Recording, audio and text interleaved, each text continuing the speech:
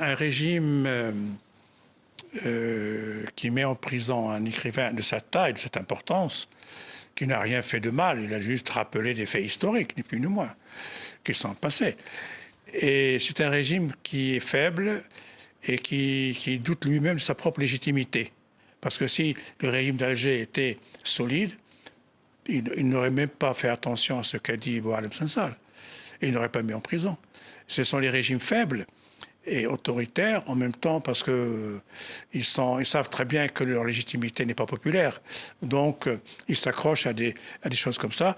Et le fait d'avoir mis en prison Boualem Sansal, ça a déchaîné d'ailleurs en Algérie, dans les réseaux sociaux et tout, des choses très, très, très méchantes à l'égard de Boualem, parce qu'ils nourrissent oui. C'est le régime de Tebboune, c'est le régime algérien actuel qui est, qu'on ne peut pas confondre avec le peuple. Il n'y a que le peuple algérien pour nous débarrasser de Tebboune et de ce régime.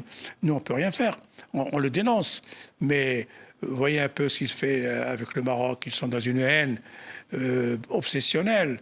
Ils sont hantés par le Maroc et ils nous créent des problèmes tous les jours. Bon, mais on les laisse aboyer. Mais moi, ce qui m'importe le plus, c'est la santé et la vie de Boualem Sansal. Il n'est pas très jeune, il a presque 80 ans. Enfin, on est de la même génération. Et c'est cet homme qui est maintenant empêché d'écrire et de vivre, parce qu'on ne vit pas en prison. Il n'est pas vivant, même si on l'emmène à l'hôpital, je ne sais pas si on se coupe bien de lui. C'est dégueulasse, c'est absolument dégueulasse. Et moi, je trouve que une mobilisation doit être internationale.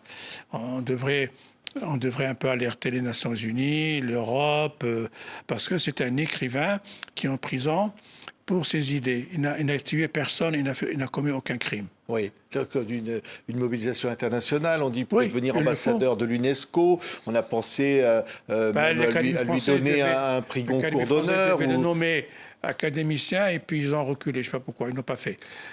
Mais bon, il faut dire que dans ce pays, il y a des gens qui disent oui, mais.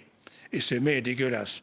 On ne peut pas dire oui, mais pour Boualem Sansal. Il est en prison, il faut qu'il sorte. Après, on discute avec lui. Oui. Mais la France a la bonne attitude pour le faire sortir, parce qu'on La France a fait des erreurs. Je pense qu'elle n'a pas su. Avec l'Algérie, il faut avoir le rapport de force. C'est tout ce qui marche. La gentillesse, la diplomatie, ça ne marche pas. C'est ce que fait Emmanuel Macron qui ne devrait pas. Je ne sais pas ce qu'il a fait. En tout cas, ça n'a pas donné de résultat. Hein. Le fait de dire c'est un déshonneur de l'Algérie, non, mais il faut leur parler, le langage qu'ils connaissent. C'est-à-dire qu'ils ne veulent pas reprendre les OQTF, par exemple. La France menace. Il y a une crise très grave.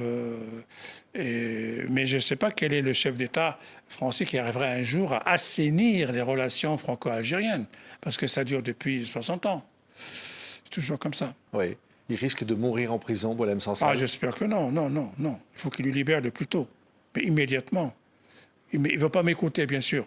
Mais de leur intérêt, il faut qu'ils le libèrent. C'est-à-dire dans leur intérêt?